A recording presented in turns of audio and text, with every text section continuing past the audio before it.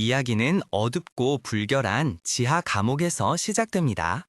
그곳에서 우리의 주인공 라이온 서먼이 순전히 재미를 위해 고문을 당하며 벽에 사슬로 묶여 있었죠. 그의 몸은 어찌나 심하게 두들겨 맞고 상처투성이인지 온몸 구석구석에서 피가 뚝뚝 떨어지고 있었어요. 이 끔찍한 상황을 만든 장본인은 바로 그의 막강했던 가문을 파멸시킨 괴물 산즈 파르톤 영주입니다. 그가 이 악몽 같은 곳에 떨어진 이유는 간단했습니다. 서먼 가문의 모든 사람은 위대한 힘을 물려받지만 막내 왕자였던 그는 부모로부터 아무것도 물려받지 못했거든요. 산즈가 끈질기게 죽지 않는 벌레라며 저주를 퍼붓자 우리 왕자님은 차라리 고통을 끝내달라고 말하려 했지만 그 백발의 쓰레기는 한마디도 알아들을 수 없다고 대답합니다. 그도 그럴 것이 이미 오래전에 라이온의 혀를 뽑아버렸거든요. 그 후 서먼 가문을 멸망시킨 지 3주년이 되던 날, 영주는 이 놀이에도 실증이 났는지 아무렇지 않게 지하 감옥을 떠났고 이제 그곳에는 그 혼자 남았습니다. 우리 왕자님은 그날 이후로 벌써 3년이 흘렀다는 사실을 믿을 수가 없었어요. 사실 그의 가문은 인류의 선봉대 역할을 하며 끝없이 몬스터를 생성하는 신비로운 장소인 다크존의 경계에 서 있었답니다. 그 영예로운 임무 덕분에 서먼 가문은 대륙 전체의 5 귀족 가문 중 가장 강력한 세력이었죠. 하지만 어느 날 라이온의 아버지와 형들이 갑자기 흔적도 없이 사라졌습니다. 그들에게 무슨 일이 일어났는지 아무도 몰랐고 그 순간이 바로 가문 몰락의 시작이었죠. 산즈 파르톤 영주는 이를 가문을 무너뜨릴 절호의 기회로 여겼습니다. 그는 혼란을 틈타 가문을 파멸로 이끌기 위해 온갖 비열한 수단을 동원했죠. 그의 진짜 목표는 서먼 가문의 용의 피, 즉 진정한 후손에게만 주어지는 특별한 축복이었습니다. 이 축복은 가문의 아이들을 어린 시절에 7랭크 대마도사로 불과 15살의 소드마스터로 만들 만큼 강력했거든요. 하지만 전 마왕 아르칸의 저주는 그 축복을 무효화시킬 수 있었습니다. 이 저주는 몇 세기에 한 번씩 단 한 명의 아이에게만 영향을 미쳤는데 불행히도 우리 주인공이 그 저주를 받은 불운한 아이였던 거죠. 그 때문에 그는 검술도 마법도 배울 수가 없었습니다. 홀로 앉아있던 그는 파르톤 가문이 너무나 쉽게 자신의 집을 파괴하도록 내버려둔 자신의 무력함에 눈물을 흘렸습니다.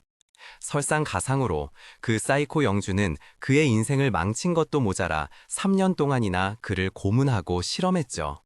하지만 이제는 너무 지쳐서 분노할 기력조차 없었습니다. 죽음이 점점 다가오는 것을 느끼며 그는 마침내 평화롭게 쉬기 위해 조용히 눈을 감았습니다. 하지만 세상은 그를 그냥 내버려둘 생각이 없었던 것 같네요. 우리 주인공은 다시 눈을 떴습니다. 그는 자신을 도련님이라 부르는 익숙한 얼굴을 보고 깜짝 놀랐습니다. 그의 하녀이자 보호자였던 콜린이 어떻게 자기 눈앞에 서 있는지 정말 혼란스러웠죠. 상황이 조금씩 이해되기 시작하자 그는 그녀에게 급히 거울을 가져오라고 명령합니다. 그는 거울에 비친 자신의 어린 모습을 보고 다시 한번 경악했습니다. 그래서 그는 그녀에게 지금이 몇 년도인지 물었죠. 그녀가 연도를 확인해주자 라이온은 발밑의 땅이 꺼지는 듯한 충격을 받았습니다. 그가 어찌된 영문인지 자신이 12살이던 시절로 돌아왔다는 사실을 깨달은 순간이었죠. 아시다시피 이곳은 그의 인생에서 그냥 평범한 시점이 아니었어요. 바로 모든 것이 무너지기 시작하고 파르톤 가문이 움직이기 시작한 바로 그 해였거든요.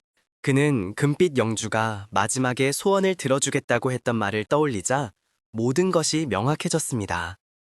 바로 그때 그가 쓰러졌다는 소식을 듣고 위험 있는 한 남자가 방으로 들어왔고 콜린은 즉시 그 앞에서 고개를 숙였습니다. 라이온은 그가 가문에 존경받는 기사단장 알레한드로라는 것을 금방 알아차렸습니다. 단장은 왕자님의 몸이 약하니 쉬도록 허락하겠다고 말합니다. 콜린이 끼어들며 이미 이런 일이 일어날 거라고 경고했다고 말하죠. 하지만 우리 주인공은 사실 자신의 컨디션이 최상이라고 차분하게 말하며 두 사람을 놀라게 합니다. 그는 즉시 오늘 훈련에서 무엇을 할 것인지 묻습니다. 알레한드로는 그가 훈련을 쉴 핑계를 거부했다는 사실을 믿을 수 없어 하며 오늘의 수업은 발놀림에 집중될 것이라고 밝힙니다. 그는 혼란스러워하며 이분이 정말 막내 왕자님이 맞는지 혼잣말을 합니다. 우리 주인공은 훈련용 검을 잡고 자신감 넘치는 미소와 함께 말합니다. 의심의 여지 없이 내가 바로 라이온 서먼이다. 에이디온에서의 잔혹한 시간 동안 얻은 경험과 힘으로 그는 이제 어떤 시련이 닥쳐도 맞설 준비가 완전히 되어 있었습니다. 이것이 모든 것을 바로잡고 그 창백한 파르톤 기생충과 단판을 지을 단 한 번의 기회니까요. 우리의 영웅은 자신의 스탯을 확인하고는 기술들이 완전히 쓰레기는 아니라는 사실에 안도합니다. 심지어 그 안에서 자신의 WS 랭크 저주도 발견하죠. 바로 그때 알레한드로가 들어와 준비가 끝났다고 말합니다. 그래서 라이온은 상태창을 닫고 그와 함께 밖으로 나갑니다. 그들이 도착한 투기장 중앙에는 고블린 한 마리가 쇠사슬에 묶인 채 미친 그렘린처럼 목청껏 비명을 지르고 있었습니다. 몬스터는 라이언을 향해 몸을 날렸지만 쇠사슬이 제자리로 당겨버렸습니다.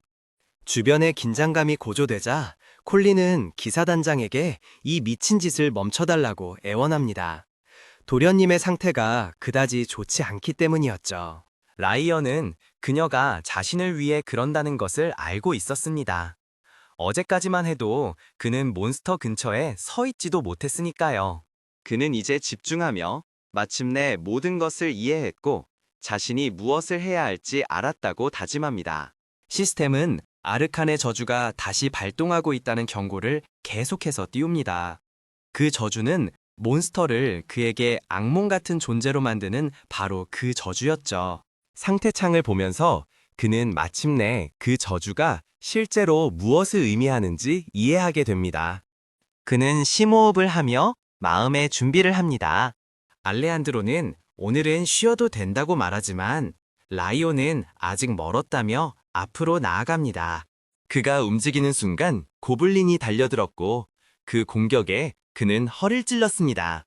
그는 순전히 두려움 때문에 뒤로 미끄러졌다가 억지로 멈춰서서 스스로를 꾸짖습니다. 고작 냄새나는 고블린 한 마리일 뿐이야. 두려워할 필요 없어. 그는 씩 웃으며 생각합니다. 이 고블린은 에이디온에서 그 영주가 뿜어내던 압박감에 비하면 아무것도 아니라고. 그 존재감만으로도 그는 아무것도 아닌 것처럼 얼어붙었었죠. 이 약해 빠진 작은 생물은 준비운동 축에도 끼지 못합니다.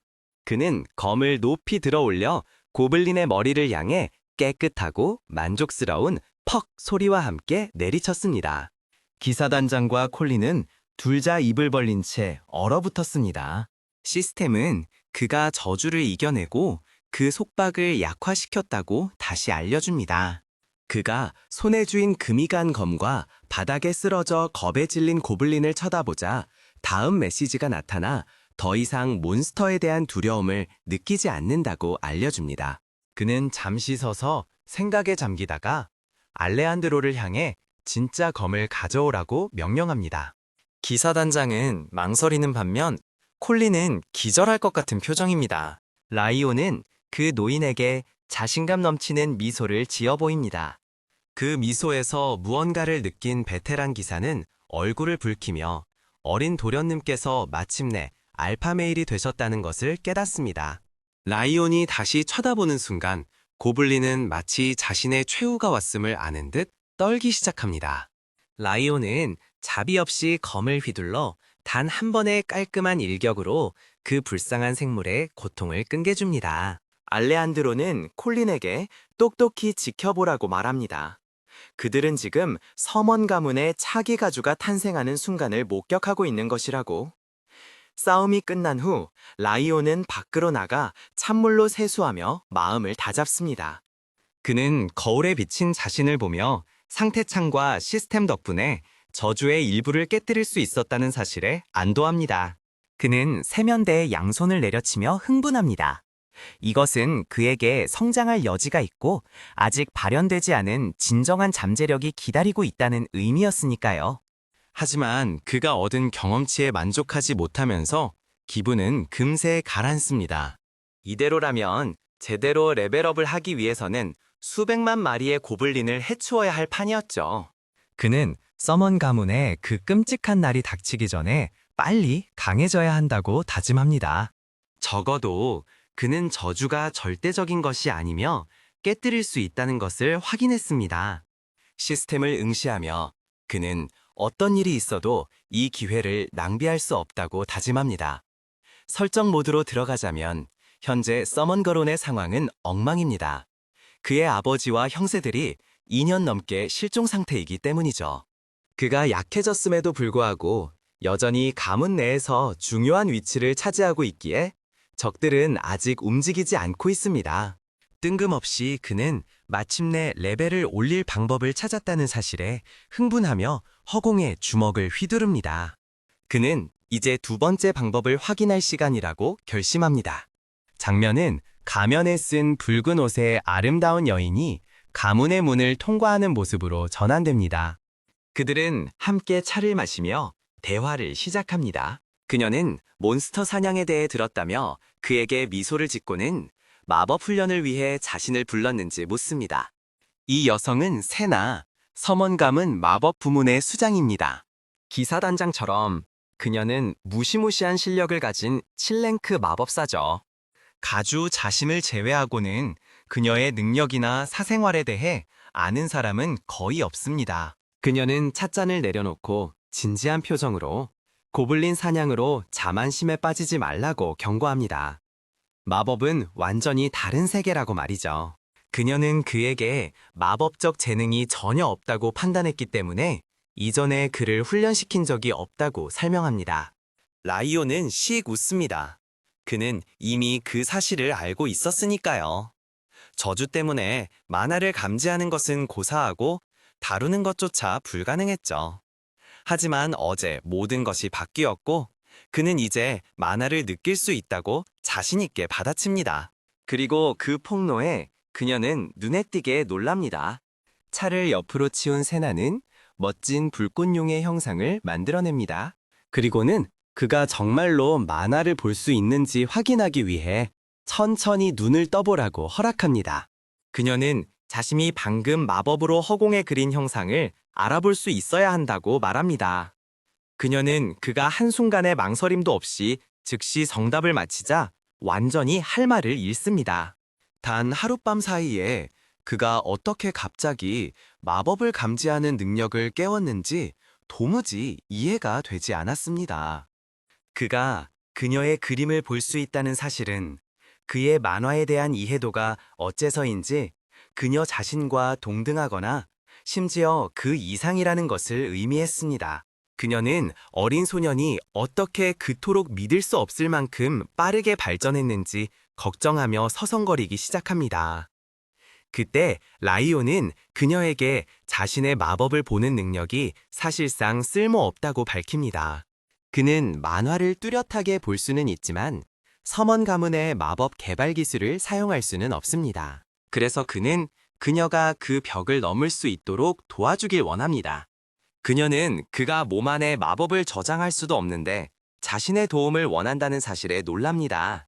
그것이 가능하려면 세나가 자신의 마력을 직접 그에게 강제로 주입해야만 합니다.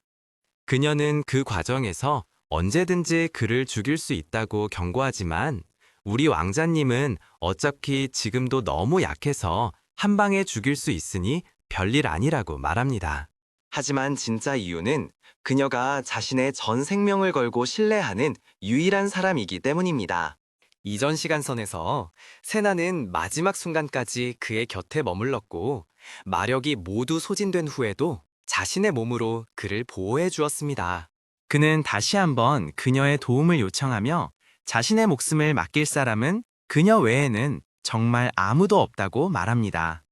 잠시 후 세나는 서먼 가문에 대대로 전해져 내려온 비기, 푸른 대지의 마법을 시작합니다. 그녀는 아직 그에게 너무 이르다고 생각하지만 우리 주인공은 에이디온에서 그것을 사용해 본 경험이 풍부합니다. 준비가 되자 그녀는 이제 고통의 세계로 들어갈 것이니 최대한 집중하라고 말합니다. 그녀는 일단 시작되면 비명을 지르거나 우는 것은 아무 소용이 없다고 경고합니다. 이 기술을 끝내는 유일한 방법은 자신의 모든 것을 다해 멈춰라고 생각하는 것뿐입니다. 그녀가 극심한 고통에 대해 이야기하자 그는 갑자기 예전에 산즈가 자신에게 저질렀던 모든 미친 짓들이 떠오릅니다. 그 일을 겪은 후 이 세상 어떤 것도 더는 그를 두렵게 할 수 없었습니다. 그래서 그는 세나에게 자신이 가진 모든 것을 믿고 있으니 더 이상 망설이지 말라고 차분하게 말합니다. 그 말을 듣고 그녀는 마침내 자신의 마력을 그에게 직접 쏟아부었고 아르칸의 저주가 즉시 활성화됩니다. 만화가 들어오는 것만큼이나 빠르게 그의 몸에서 빠져나갑니다. 하지만 그는 전문가처럼 그것을 다루며 만화가 몸 안에 머무는 짧은 시간 동안 에너지의 모든 부분을 제어합니다. 저주는 마법이 밖으로 폭발하도록 강요하지만 그는 그 폭발하는 힘을 한 곳에 집중시켜 저주를 피해가는 허점을 이용합니다. 리나는 자신의 눈을 믿을 수가 없었습니다. 그녀가 쏟아붓는 에너지가 전혀 새어나가지 않았기 때문이죠. 라이오는 몸의 모든 혈관이 터질 것 같은 느낌에도 불구하고 계속해서 밀어붙였지만 망설이지 않았습니다. 에이디온에서 살아남았던 수많은 죽음의 고비를 넘긴 싸움들을 생각하면 말이죠. 그 지옥 같은 차원에서 그는 시간선이 바뀐 후에도 살아있는 가장 강력한 인간 마법사가 되었습니다. 그곳에서 마스터했던 모든 기술 하나하나가 여전히 그의 기억 속에 완벽하게 새겨져 있었습니다. 갑자기 그가 집중된 모든 에너지를 몸 안으로 흡수하자 세나는 즉시 만화 주입을 멈춥니다. 라이오는 바닥에 쓰러져 압도적인 고통으로 몸을 웅크립니다. 하지만 이 고통은 그가 이전에 견뎌냈던 것에 비하면 아무것도 아니었습니다. 산주의 의사들이 연구를 위해 그에게 행했던 모든 고문과 실험은 훨씬 더 끔찍했죠. 어느 날 밤 그는 검은 로브를 입은 인물이 지하실에 침입해 의사들을 베어 넘기는 것을 보았습니다. 가면을 쓴 남자는 자신도 심하게 다쳤음에도 불구하고 그를 지하실 밖으로 끌어냈습니다. 라이온이 나중에 깨어났을 때 자신을 구해준 사람이 사실은 알레한드로였다는 것을 알게 되었습니다.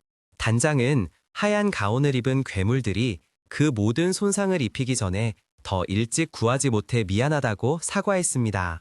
그럼에도 불구하고 라이온은 3년이라는 긴 시간 동안 헤어져 있다가 그를 다시 만난 것만으로도 감사했습니다.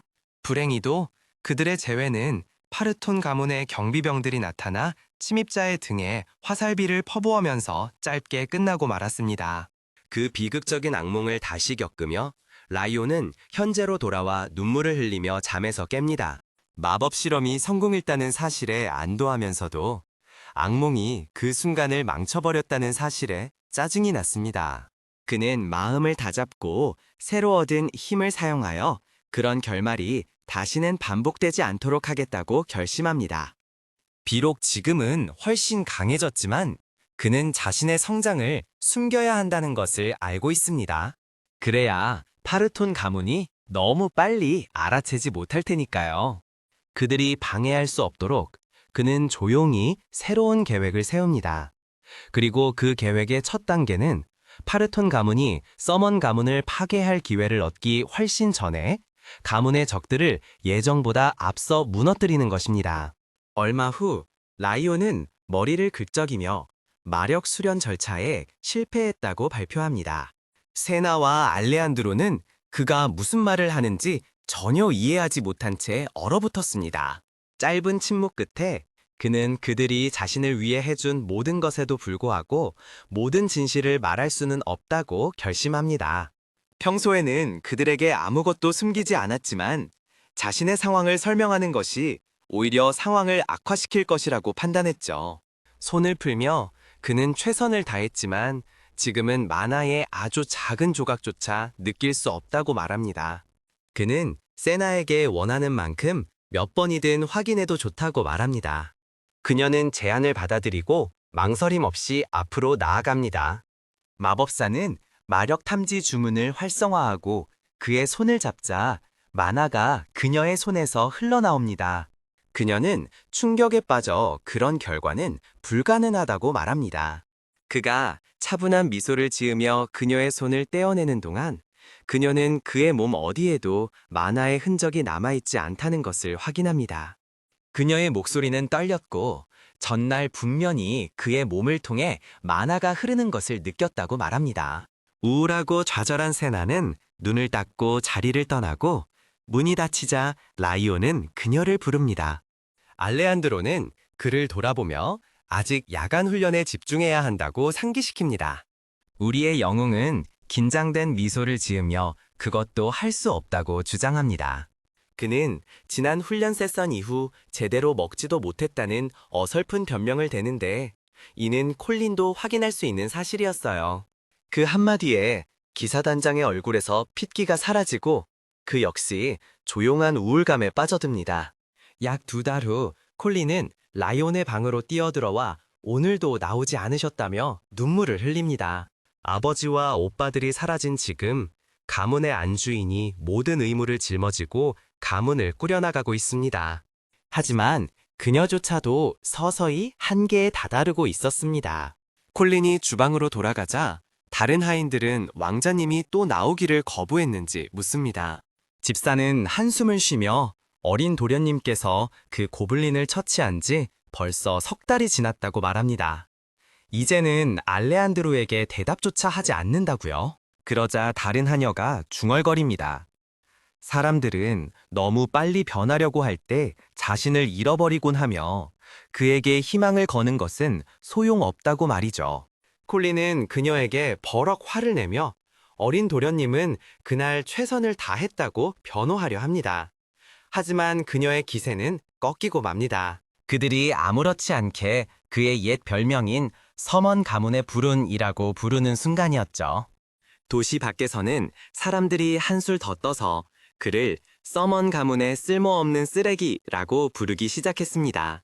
그 말을 듣고 그의 충직한 하나는 펄쩍 뛰며 그 수다쟁이 남자에게 그는 이제 겨우 12살이라고 상기시킵니다. 하지만 집사는 그녀에게 귀족에게는 기대치가 전부라고 말합니다. 다른 하녀는 거의 모든 사람이 하나 둘씩 그만두고 있다고 밝힙니다.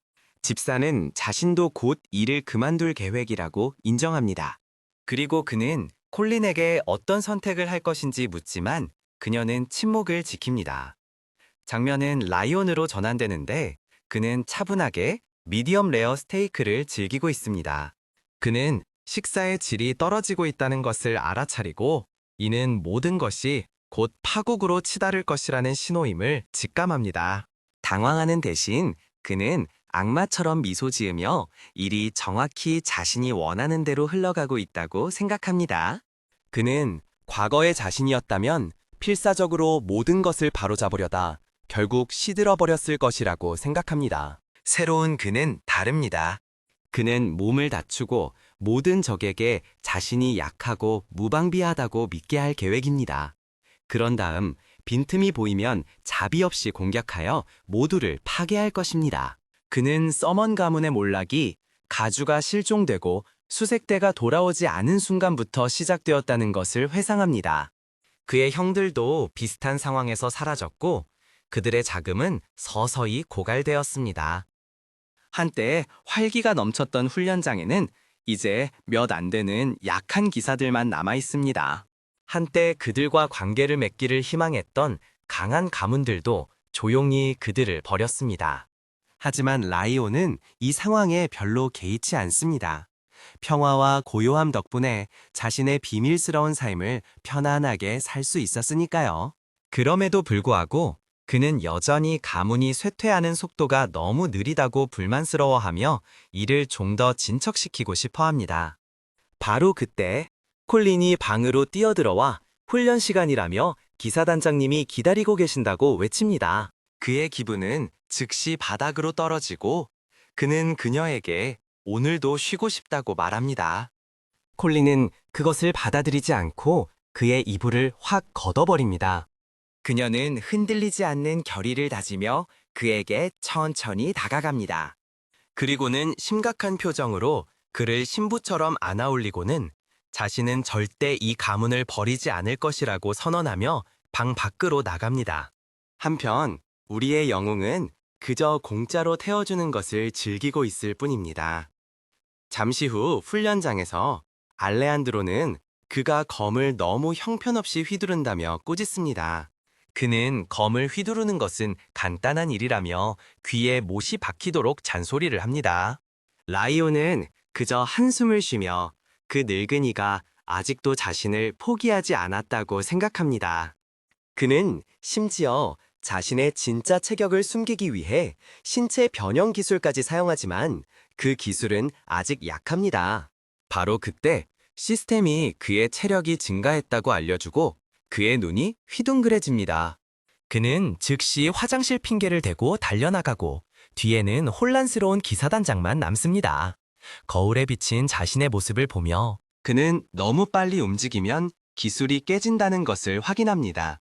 라이온은 자신의 상태창을 열고 비밀 훈련이 마침내 결실을 보고 있다는 것을 확인하며 미소 짓습니다.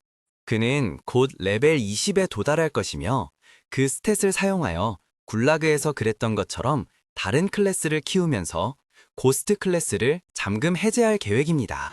바로 그때 그는 알레한드로가 누군가와 이야기하는 것을 보고 깜짝 손님이 왔는지 궁금해합니다. 그는 그 남자가 서먼 가문의 총지배인인 크루노라는 것을 알아보고 트루노는 방해해서 죄송하다고 사과합니다. 트루노가 그에게 두루마리를 건네자 라이온은 이번에는 상황이 조금 다르다고 의심합니다. 하지만 사건들은 변하지 않았습니다. 우리 영웅이 편지를 읽는 동안 알레한드로는 이미 무슨 일인지 짐작하고 있습니다. 편지에는 대런 왕국의 둘째 왕자 카일이 그를 왕자의 생일 축하연에 초대했다는 내용이 적혀 있었습니다. 어린 주인님은 자신의 계획의 마지막 조각이 제자리에 맞춰진 것에 만족하며 씩 웃습니다. 곧 우리 왕자님은 대런 가문의 생일 파티로 향합니다. 어젯밤 아직 반쯤 잠든 상태에서 콜린은 그가 최대한 멋져 보이도록 옷을 입히며 너무나 즐거워했습니다. 그녀도 필사적으로 함께 가려고 했지만 안타깝게도 그녀와 다른 시종들은 그를 동행할 수 없습니다. 기사단장은 국경에서 발생한 갑작스러운 공격을 통제하기 위해 파견되었습니다. 몬스터의 습격은 전혀 예상치 못한 것이었죠. 한편 세나는 어머니가 즉시 집으로 돌아오라는 명령을 내렸기 때문에 급히 떠나야만 했습니다. 결국 사회성이 부족한 12살의 가주가 혼자서 서먼 가문 전체를 대표하여 가게 된 셈입니다. 트루노는 대런 가문이 어리석은 짓을 할 만큼 바보는 아니니 너무 걱정하지 말라고 안심시킵니다. 하지만 라이온은 그런 안전은 이전의 서먼 가문에나 해당되는 이야기라고 믿습니다. 보통 가문이라면 이런 시시한 행사에 그저 시종을 보냈겠지만 현재 상태에서는 어린 주인님이 공식적인 가문의 대표로서 생일 파티에 직접 참석할 수밖에 없는 상황입니다. 하지만 그는 개의치 않습니다. 어쨌든 가문의 빠른 몰락에 책임감을 느끼고 있으니까요. 몇 시간 후 그의 마차는 데런가의 저택 밖에서 멈춥니다. 그곳에서 그는 카일 데런 자신과 그를 맞이하기 위해 기다리는 수많은 하녀들을 발견합니다. 트루노는 라이온을 대신하여 성대한 환영에 감사를 표합니다. 하지만 우리 주인공은 수많은 시선이 자신을 향하고 있음을 분명히 느낍니다. 응접실을 걸어가는 동안 그는 서먼 가문의 몰락과 실패에 대한 온갖 이상한 소문과 추측들을 듣습니다. 우리 왕자님은 그저 그들을 향해 씩 웃을 뿐입니다. 그는 처음부터 이 모든 일이 일어나도록 계획했으니까요. 그는 품격이나 존중이라고는 없는 귀족들에게 힘없는 안녕하세요로 인사를 건네며 자신의 무덤을 더 깊이 팝니다. 그 대담한 행동은 1마일 반경에 있는 모든 사람들을 실망감에 집단적으로 얼굴을 감싸게 만들었습니다. 잠시 후 식당에서 그의 호위 중 한 명은 어린 왕자님이 닷새 동안이나 방에서 나오지 않았다는 사실에 놀랍니다. 실제 파티 일주일 전에 온 목적은 관계를 쌓기 위함이었지만 호위 대장은 그에게 기대를 낮추라고 말합니다. 그는 라이온이 환영회에서 보여준 환상적인 재앙을 지적합니다. 그곳에는 섹시한 귀족 아가씨들을 포함해 남자가 원하는 모든 것이 있었습니다. 바로 그때 한 남자가 들어와 대장에게 부하들을 모으라고 지시합니다. 어린 주인님께서 결국 연회에 참석하실 것이라고요. 두 사람은 좋은 것을 놓치지 않게 되어 안도하며 함께 축하합니다. 그 남자는 또한 왕자님이 저지른 실수는 숨기면서 제대로 된 보고서를 준비하라고 지시합니다. 라이온으로 말하자면 그는 지금까지 조용히 자신의 방에서 훈련하며 완벽한 타이밍을 참을성 있게 기다려왔습니다. 비록 연회를 이용해 호위들을 매수하여 자신의 보고서를 바꾸게 했지만 그의 진짜 계획은 전혀 다른 곳에 있었습니다. 결국 연회가 열리는 날은 그의 전세의 골칫거리가 대런가에 도착하는 바로 그날입니다. 수다를 떨던 모든 귀부인들은 산지 영주가 그곳에 들어서는 순간 조용해집니다. 그의 주변에 있는 모든 사람들은 그와 눈을 맞추지 않으려고 애씁니다. 투르노 역시 그의 시선을 피하려 하지만 산지는 망설임 없이 그를 향해 똑바로 걸어옵니다. 투르노에게는 선택의 여지가 없었고 그는 그를 직접 만나게 되어 큰 영광이라며 아첨하기 시작합니다. 산지는 말을 아낍니다. 그는 위대한 라이언 서먼도 파티에 도착했다는 소식을 들었으며 그를 만나고 싶다고 솔직하게 말합니다. 투르노는 무슨 말을 하는지 전혀 모르는 척합니다. 그래서 산지는 그를 위해 친절하게 설명해줍니다. 그는 서먼 가문을 파멸로 이끌 그 가문의 가장 큰 실수에 대해 이야기하고 있는 것이라고요. 트루노는 속으로 큰 충격을 받습니다. 그는 산지가 가문에서 가장 재능 있는 마법사로서 많은 압박을 받고 있다는 것을 알았지만 그가 자신들의 직속 권한 아래 있는 대런 가문의 영지에서 서먼 가문의 수장에 대해 실제로 험담을 할 줄은 전혀 예상하지 못했습니다. 하지만 산지는 그 소문이 가짜일 것이라고 말하며 재빨리 상황을 뒤집습니다. 사실 그는 위대한 서먼 가문의 이름을 더럽히는 어리석은 소문의 진상을 밝히기 위해 왔다고 주장합니다. 하지만 트루노는 대륙 전체에서 가장 큰 쓰레기에게서 나온 말이기에 전혀 믿지 않습니다. 소문에 의하면 산즈는 7살이라는 어린 나이에 술을 마시기 시작했고 심지어 그 순간 자신의 부하 중 한 명을 살해하기까지 했다고 합니다. 바로 그때 우리 주인공이 호위들과 함께 화려하게 등장합니다.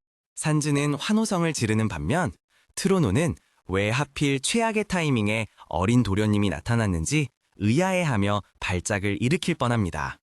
라이온의 아우라는 너무나 빛나서 모든 사람들이 그에 대한 자신들의 의견을 다시 생각하게 만듭니다. 지금 그를 보니 그들은 이전에 추측했던 모든 것을 거의 재고하게 됩니다. 하지만 산즈는 질투심에 불탑니다. 우리 주인공이 단지 가문의 명성 때문에 순식간에 자신을 무색하게 만들었기 때문이죠. 그는 산즈에게 똑바로 걸어가 그의 형인 넷째 왕자 라르스를 통해 그에 대해 많은 이야기를 들었다고 말합니다. 그 말을 듣고 산지는 자신도 그에 대해 많은 것을 들었다고 으스대며 말합니다. 하지만 그가 무언가를 털어놓기 전에 우리 왕자님은 그가 정말 친절한 사람이라고 차분하게 말합니다. 그는 산주가 그의 아카데미에서 얼마나 유명했는지 그리고 그의 엄청난 인기 때문에 몇 달 만에 자퇴해야만 했던 이야기를 꺼냅니다. 라이온은 그가 저지른 엉망인 일들을 폭로하며 능숙하게 역할을 뒤바꿉니다. 그는 산지가 한때 불량배로부터 불쌍한 아이를 구해주었고 심지어 파렴치한 산소 남비자에게 괴롭힘을 당하던 여학생을 도와주기까지 했다고 말합니다. 산지는 속으로 분노가 치밀어 오르지만 우리 주인공은 아직 마지막 일격을 날리지 않았습니다. 그가 아무렇지 않게 그의 무릎에 대해 무언가 언급하자 트루노가 상황을 진정시키기 위해 뛰어듭니다. 그는 산즈가 라르스의 다친 무릎에 약을 가져다 주며 도와준 척합니다. 그러더니 순식간에 왕자를 끌고 가보려. 모든 게 터지기 바로 직전에 말이지. 한편 우리 주인공은 아주 만족스러운 상황이야. 그 백발 녀석을 제대로 구워 삶아줬거든. 산즈는 루인의 대담하고 조롱 섞인 모욕을 명백한 선전포고로 받아들여. 하지만 그 남자의 마음에 순수한 분노를 심는 건 루인의 원대한 계획에서 이제 겨우 두 번째 단계일 뿐이었어. 자기 방으로 돌아온 산지는 냉정함을 완전히 잃고 화분을 바닥에 내동댕이 쳐 박살내버려. 그의 분노는 폭발하고 우리 주인공에 대한 욕설을 쉴 새 없이 퍼붓지. 대화를 되짚어보던 그는 루인이 자기가 아카데미를 자퇴한 게 아니라 사실은 퇴학당했다는 걸 알아챘음에 틀림없다고 깨닫게 돼. 머리를 감싸주고 그 사건을 숨기려고 했던 모든 압박감이 결국 쓸모없게 되었다며 나지막이 욕을 내뱉어. 그는 무릎에 관한 이야기를 떠올리며 그 특정 사건 뒤에 숨겨진 진실만큼은 절대 밝혀져서는 안 된다고 다짐해. 그때 과거의 기억이 그를 덮쳐. 간신히 숨을 몰아쉬면서도 자신감 있는 표정을 유지하려고 애쓰던 순간이었지. 번개 마법이 주위에서 춤을 춰. 라스가 그 귀족에게 이번에는 정말 큰 실수를 저질렀다고 말하자 산즈는 변명을 늘어놓기 시작해. 그 여자가 그의 파트너인 줄 몰랐고 단지 평민에게 인사를 하려 했을 뿐이라고 말이야. 산즈의 형인 라스는 차갑게 그를 나무라며 다른 무엇보다도 아카데미의 모든 사람은 학생이라고 상기시켜. 그는 당장 무릎을 꿇으라고 명령해. 라스는 만약 진심으로 사과하지 않으면 파르톤 가문 전체가 무너질 것이고 자기가 직접 그를 처리할 것이라고 경고해. 산즈는 완전한 굴욕감에 무릎을 꿇고 말아. 라스가 계속해서 번개를 그에게 겨누고 있는 동안 현실로 돌아온 산지는 다시 한번 좌절감에 찬 비명을 지르며 계획을 계속 진행해야 한다고 스스로에게 말해. 그는 무슨 수를 써서라도 라스의 동생 루인의 입을 막아버리겠다고 맹세해. 잠시 후 그는 억지로 마음을 진정시키고 결국 루인에게 복수할 것이라고 자신을 안심시켜. 똑똑, 문 두드리는 소리가 그의 생각을 깨고 그는 들어오라고 허락해. 한 인물이 방으로 들어서자 산지는 이런 방문은 전혀 예상치 못했기에 재미있다는 듯 눈썹을 치켜세워. 놀랍게도 그 사람은 바로 트루노 힐다였어. 시간은 흘러 왕자의 파티가 끝난 후 마차를 타고 집으로 돌아가면서 우리 주인공은 행사에서 세웠던 모든 목표를 달성했고 귀족들에게 자신을 잘 선보였다고 회상해. 심지어 기록적인 시간 안에 산지를 분노하게 만드는 데 성공해서 더욱 기뻐하지. 그때 트루노가 입을 열어. 연애에서 정말 훌륭한 모습을 보여주셨고 세르몬 가문에 아직 희망이 있다는 걸 느끼게 해줬다고 말이야. 루이는 즉시 그를 지적하며 의미 있는 관계를 전혀 구축하지 못했고 심지어 파르톤 가문과의 관계는 악화되었다고 말해. 총지배인은 재빨리 말을 바꿔 산지에게 했던 연설이 정말 최고였다고 말하지. 우리 주인공은 씩 웃으며 마차 중앙에 있는 버튼을 눌러. 트루노는 혼란스러워하며 무슨 일이냐고 물어봐. 그는 초조하게 젊은 주인님께 왜 방음 마법을 발동했는지 물어. 루이는 그를 쏘아붙이며 정말로 희망이 있다고 믿었다면 가문을 배신하는 선택은 절대 하지 않았을 거라고 말해. 트루노는 땀을 흘리며 더듬거리면서 그게 무슨 말씀이시냐고 물어. 우리 주인공은 그의 죄가 용서받을 수 없지만 세르몬 가문을 위해 한 일이니 이번만은 눈 감아주겠다고 말해. 총지배인은 고개를 숙이고 조용히 어떻게 알았는지 물어. 우리 주인공은 지금 선택을 해야 하며 과거에 늘 그랬던 것처럼 스스로를 심판할 수 있다고 말해. 마차가 계속해서 속도를 내는 동안 루이는 그에게 숨겨왔던 비밀 계획을 알려줘. 그 계획은 지배인에게 너무나 큰 충격을 주었고 그는 믿을 수 없다는 듯 소년을 쳐다보며 어떻게 저런 아이가 이런 생각을 해낼 수 있는지 궁금해해. 그러더니 지배인은 얼굴을 두 손에 묶고 눈물을 터뜨리며 지금 당장 목청껏 자랑스럽게 소리치고 싶다고 말해. 루이는 그의 선택에 만족한 듯 이미 수도를 벗어났다고 말해줘. 트루노는 다시 그를 쳐다보며 곧 무슨 일이 일어날지 정확히 알면서도 어떻게 이 아이가 저렇게 침착할 수 있는지 의아해해. 그는 문득 젊은 주인님의 얼굴에 떠오른 것이 미소가 아니라 맹렬한 살기라는 것을 깨달아. 그 순간 마차가 급정거하고 옆에서 말을 타던 기사가 마부에게 계속 가라고 소리쳐.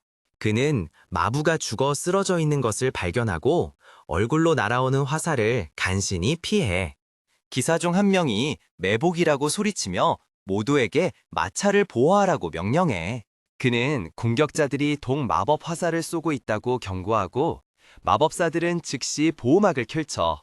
기사단장은 화살들을 쳐내며 상황을 통제하고 비겁자들에게 모습을 드러내라고 요구해. 다른 기사가 뭔가 이상하다는 걸 감지하고 단장에게 소리쳐. 그는 아군이라 할지라도 마차에 너무 가까이 가지 말라고 경고해. 그러고는 마차가 비어 있다고 말하고 모두 혼란에 빠져.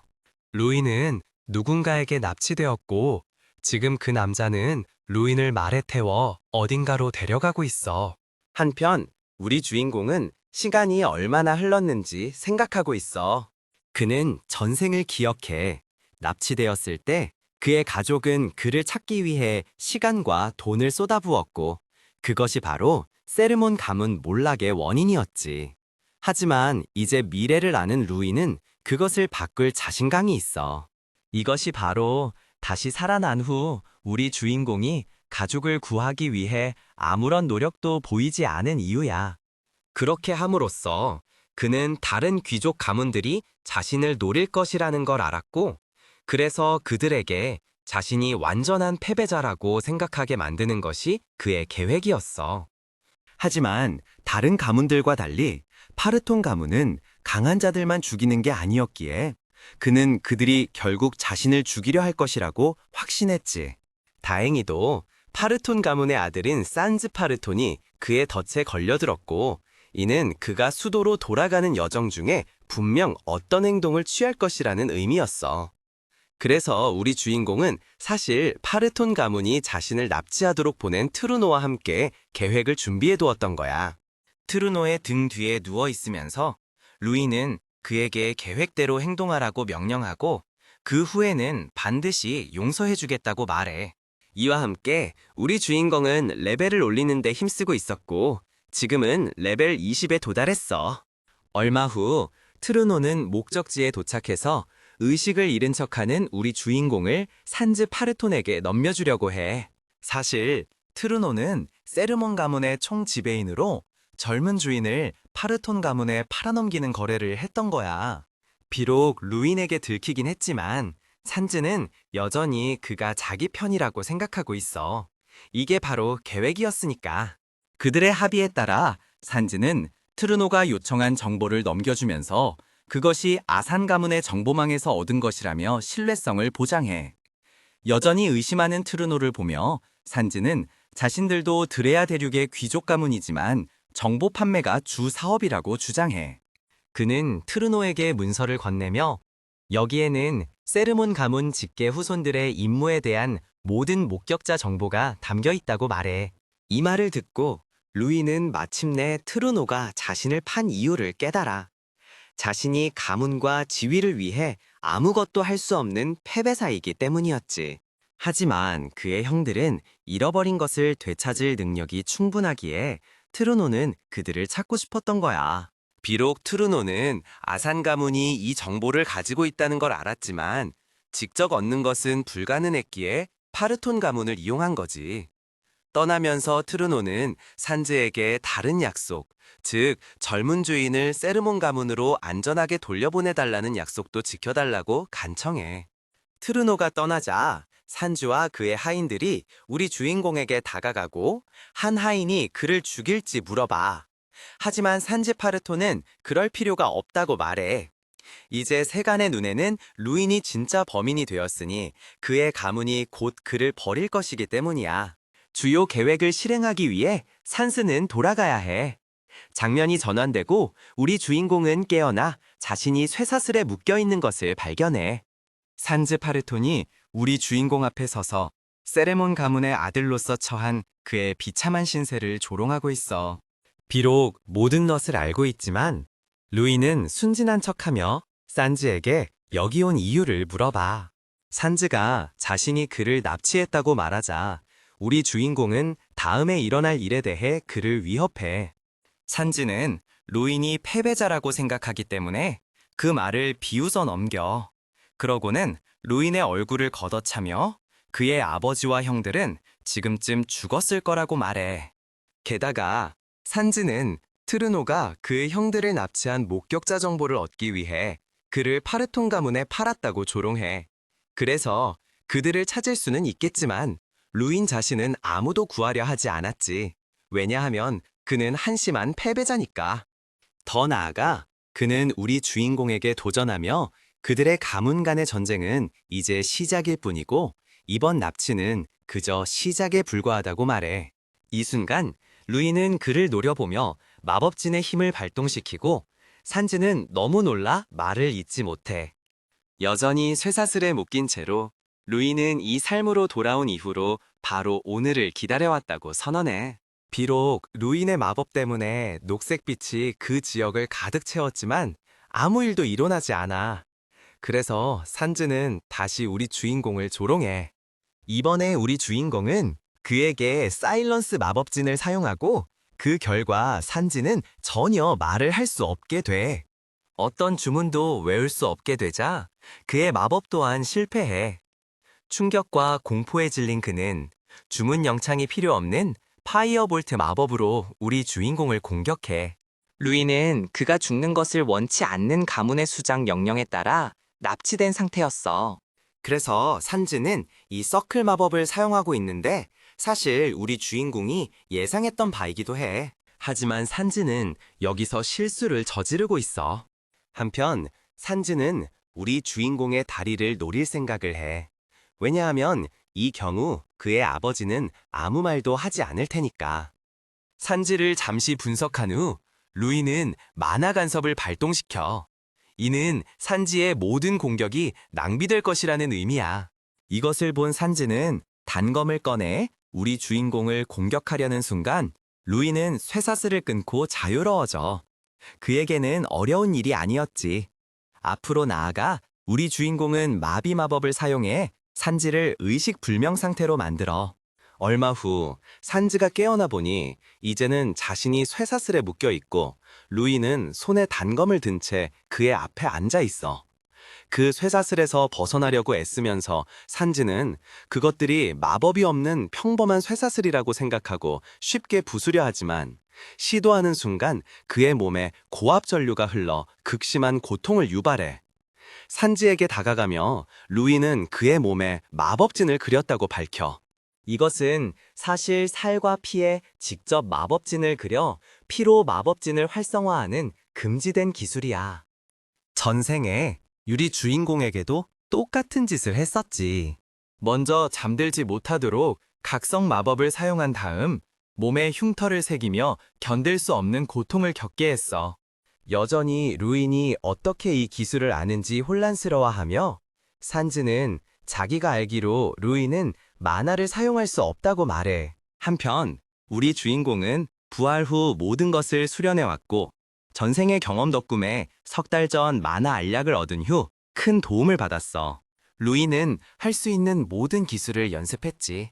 게다가 아데온에서 배운 비밀, 즉 모든 기술에는 회로와 원리가 있고 만화는 각 플레이어의 고유한 회로에 주입되어 활성화된다는 사실도 도움이 되었어. 더군다나 그와 같은 마스터 플레이어만이 이 회로의 존재를 알고 있지. 이 모든 정보 덕분에 그는 두 번째 삶에서 기술을 습득하는데 어려움을 겪지 않았어. 게다가 루이는 위치와 구조를 기억하기 위해 이 장소를 비밀리에 방문한 적도 있어. 그래서 산즈 파르톤을 붙잡는 것이 더 쉬웠던 거야. 우리 주인공이 산즈에게 사용하고 있는 마법진은 원래 반대로 되어야 했지만 이제 그는 산즈에게 진짜 고통을 경험하게 할 거야. 한동안 그를 고문한 후 루이는 떠날 준비를 하지만 산즈가 그를 멈춰 세워.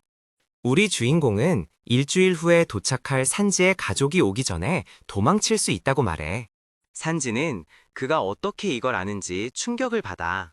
그래서 루이는 산지가 하인들에게 일주일 후에 돌아오라고 명령하는 것을 들었다고 대답해. 우리 주인공이 진실을 알고 있기 때문에 산지는 그것을 부인하며 그들이 사실은 언제라도 여기 올 것이라고 말하려고 해. 하지만 우리 주인공은 그가 거짓말을 하고 있다는 걸 알아. 만약 그의 부하들이 정말 언제라도 온다면 산지는 그들이 자신을 죽일 수 있도록 루인을 거기에 머물게 하려고 했을 테니까. 이렇게 진실을 말하는 대신 산지는 우리 주인공을 설득하려고 하지만 루인은 이미 현실을 알고 걸어가며 내일 다시 오겠다고 말해. 이제 그는 일주일 후에 올 파르톤 가문의 도착을 준비해. 7날이 지나고 부하들이 산즈와 루인이 있는 장소 앞에 서 있어. 리더가 이 기간 동안 산즈와 연락한 사람이 있는지 묻자 그들 중 한 명이 젊은 주인님과는 연락이 닿지 않았지만 일주일 내내 이곳의 모든 통로를 감시했다고 대답해. 그러자 리더는 건물 안으로 들어가. 가주가 세르먼 가문의 아이를 즉시 데려오라고 명령했기 때문이야. 다른 사람들이 그를 따라가려고 하지만 그는 뒤에 남아있으라고 제안해. 계단을 내려가던 남자는 뭔가 이상한 점을 눈치채지만 마법진 위로 발을 내딛는 순간 즉시 공격을 받아 자신을 방어하기 위해 그는 방어막을 세워. 하지만 이제 그는 젊은 주인님에게 무슨 일이 일어났다고 확신해. 그 지역 곳곳에 흩어져 있는 다양한 마법진 함정들을 보며 그는 이 모든 것을 누가 설치했는지 궁금해해. 그는 이중 방어막을 만들어 산즈에게 빨리 도착하고 이 모든 일의 책임자가 누구인지 확인하려고 해. 산즈가 갇혀있는 방에 도착하자 그는 그가 쇠사슬에 묶여있고 상처에서 나온 피가 바닥을 덮고 있는 것을 발견해. 쇠사슬을 부수며 남자는 이 일의 배후에 있는 사람의 이름을 대라고 요구하지만 산지는 너무 약해서 말을 할 수가 없어. 한편 우리 주인공도 그곳에 있었는데 구속에 밧줄로 묶인 채 앉아 있어. 산지가 치료 물약을 요청하지만 남자는 탈출이 최우선이라고 주장해. 아직 배후가 누구인지 모르고 이 지역에는 함정이 너무 많기 때문이야. 남자는 산지를 이렇게 만든 책임자가 왜 루인을 데려가지 않았는지 의아해하며 다른 동기가 있을 것이라고 생각해. 그 순간 산즈 파레톤이 마침내 입을 열어 루인 세레몬이 자신에게 이런 짓을 했다고 말해. 한편 우리 주인공은 구석에서 의식을 잃은 척하고 있어. 남자가 우리 주인공에게 마법을 사용하려는 순간 진짜 루인이 뒤에서 나타나며 그것이 환영 마법으로 만든 미끼였다고 밝혀. 즉시 루인은 그 남자를 공격하며 먼저 자신을 상대하라고 도전해. 그들 사이에 전투가 벌어지고 양측은 공격을 주고받아. 얼마 후 파르톤 가문의 남자가 우리 주인공에게 강력한 펀치를 날리고 그는 입에서 피를 뿜으며 바닥에 쓰러져. 이제 우리 주인공이 바닥에 쓰러져 있는 동안 남자는 비록 그를 죽일 수는 없지만 산지에게 했던 것처럼 고문할 수는 있다고 말해. 예상치 못하게 산지가 단검을 움켜쥐고 그 남자의 목에 찔러 넣어. 사실 그건 영혼 전이 기술을 사용해 산지의 몸에 들어간 루인이었어. 게다가 영혼 전이를 시전한 자는 자신의 몸도 조종할 수 있어. 우리 주인공은 이것을 자신의 진정한 비장의 카드라고 불러. 그 후 그 남자는 죽어. 그래서 우리 주인공은 치료 물약을 꺼내 자신에게 부어. 이어서 그는 파르톤 가문의 고위급 대마법사를 죽였다는 사실을 자축해.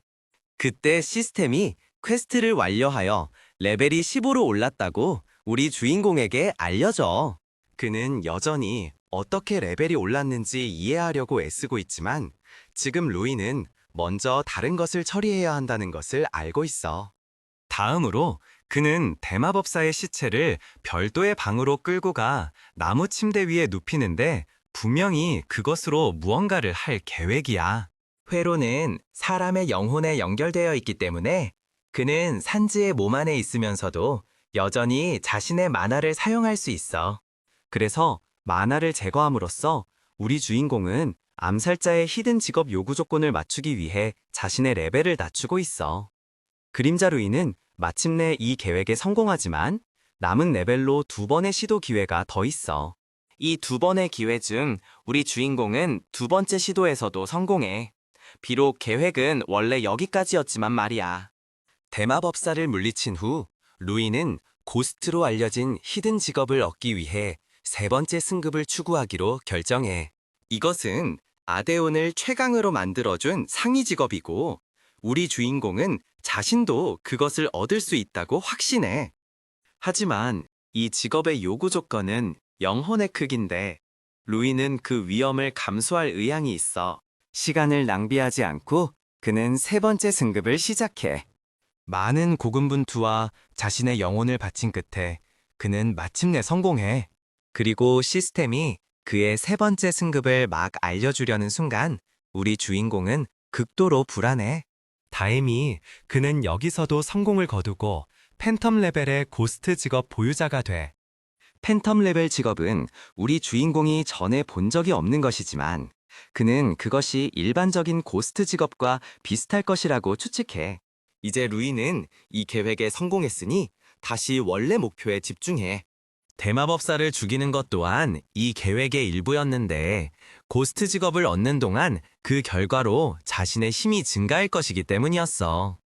계속해서 우리 주인공은 리치 생성을 활성화하는데 이 과정은 보통 레벨 70의 네크로맨서가 필요하지만 7서클 마법사도 사용할 수 있어. 리치 생성 시도가 실패하자 시스템은 대신 특별한 언데드 생성을 활성화해. 잠시 후 인간형 생명체가 루인 앞에 나타나. 언데드가 생성된 후 시스템은 우리 주인공에게 그것의 이름을 어떻게 지을지 물어봐. 그 생성 과정에서 갑작스런 폭발이 일어나고 부하들은 최고 경계 태세에 들어가. 얼마 후 여전히 산지의 몸에 있는 우리 주인공은 루인의 몸을 어깨에 메고 건물 밖으로 나와. 밖으로 나오자 그는 대마법사가 그들을 배신하고 이 모든 일을 일으켰다고 설명해. 비록 대마법사를 아티팩트로 묶어두었지만 그는 결속이 깨지기 전에 모두 서둘러야 한다고 재촉해. 한편 그는 루인을 그의 가족에게 돌려보낼 생각이야. 말에 올라타며 그는 다른 사람들에게 자신이 도움을 보낼 수 있을 때까지 대마법사를 제압하라고 지시하고 성공하면 보상을 약속해. 우리 주인공이 말을 타고 떠나면서 이것이 그들이 젊은 주인을 본 마지막이 돼. 파르톤 가문의 영지에서는 하인들이 파르톤 가문의 7서클 마법사인 파이러스에게 상황을 보고해. 한 하인이 대마법사를 찾지 못했다고 언급하자 파이러스는 다른 사람이 알고 있는지 물어. 그 남자가 자신만이 알고 있다고 확인하자 파이러스는 그의 처형을 명령해. 그 이유는 비록 그들이 산지의 실종을 걱정하고 있지만 만약 파르톤 가문이 세르몬 가문 아이의 납치에 연루되었다는 소문이 퍼지면 그 결과는 끔찍할 것이기 때문이야. 그 순간 밖에서 소란이 들려. 세르몬 가문에서 온 누군가가 도착해서 그들의 하인들을 죽이고 있어. 파이러스는 그에게 떠나라고 소리치지만 남자는 젊은 주인 루인에게 무슨 일이 일어났는지 알기 전까지는 가지 않겠다고 고집해. 최근 건물에서의 폭발, 루인의 일주일간의 실종, 그리고 파르톤 가문의 캠프, 이 모든 것이 젊은 주인의 납치에 그들이 연루되었음을 가리키고 있어. 의심을 피하려는 듯 파이러스는 모르는 척하며 자신들의 젊은 주인 산즈도 실종되었으니 두 젊은이를 함께 찾아보자고 제안해.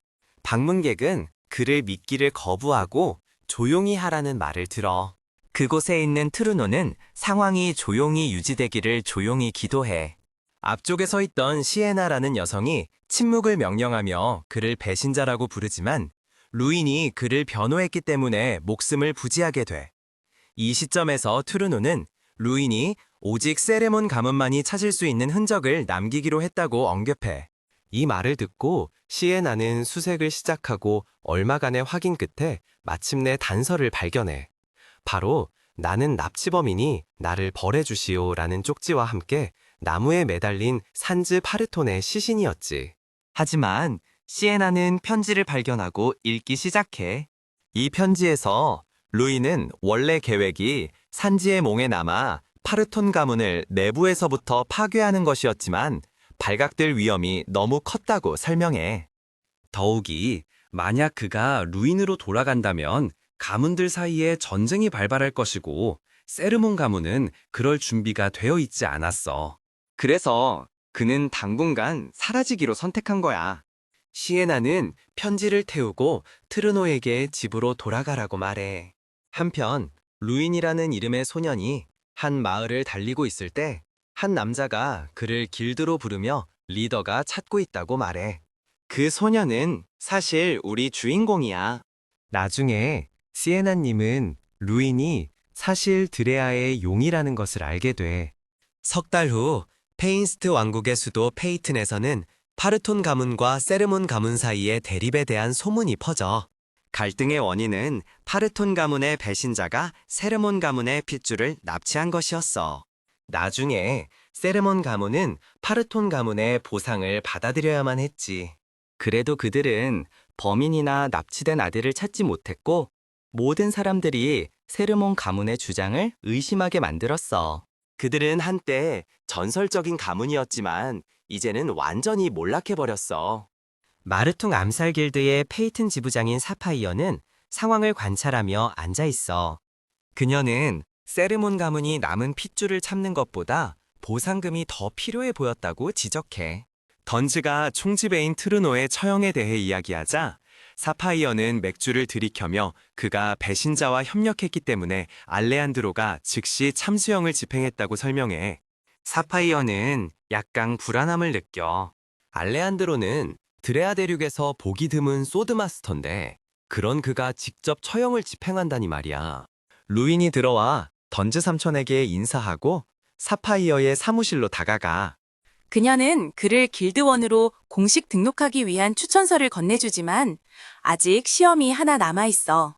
그녀는 편지를 그에게 밀어주며 그 같은 사람에게는 시험이 무의미할 것이라고 말해. 결국 그는 단 2달 만에 최종 단계에 도달했는데 이건 정말 놀라운 일이야. 그녀는 그렇게 어린 나이에 가진 그의 뛰어난 재능을 칭찬해. 수세기 동안 보지 못했던 재능이라고 말이지. 그는 겸손한 척하지만 그녀는 그의 연기를 금방 간파해. 그래도 처음 왔을 때보다는 낫다고 생각해. 2달 전, 루이는 비교적 알려지지 않은 그들의 길드에 갑자기 나타나 암살 의뢰를 위해 큰 돈을 테이블 위에 올려놓았어. 길드는 지불액만 충분하다면 어떤 의뢰든 받기 때문에 그녀는 그를 중요한 고객으로 대했어.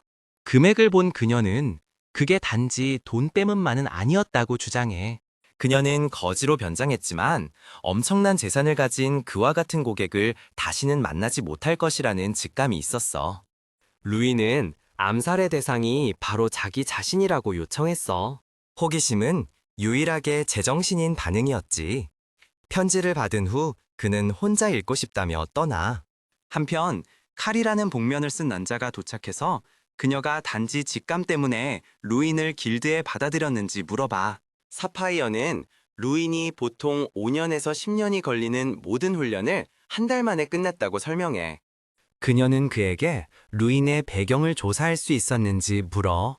칼은 루인이 이름 없는 스승에게 길러졌고 나중에 그 스승이 사라졌으며 루인은 그 스승에 대한 정보를 찾기 위해 길드에 가입했다고 보고해.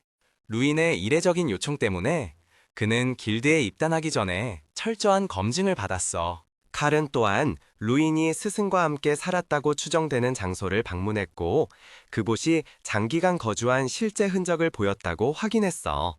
사파이어를 걱정하게 하는 것은 루인이 실제로는 세르몬 가문의 실종된 젊은 주인 루인 세르몬일지도 모른다는 가능성이야. 루인은 루인이 사라진 시기와 거의 같은 때에 그들의 길드에 나타났어. 달은 그 가능성이 거의 0에 가깝다고 그녀를 안심시켜.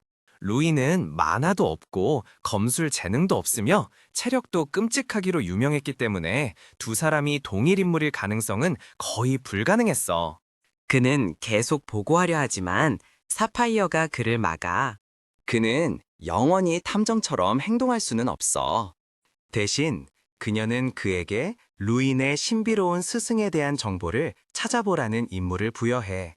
한편 루인은 네크로맨서 기술을 사용해 자기 방에서 그들의 대화 전체를 듣고 있어.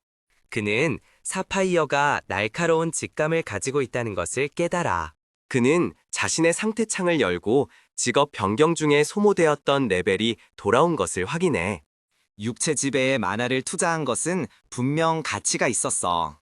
그것은 그의 외모를 바꿨을 뿐 아니라 만화 탐지도 막아져.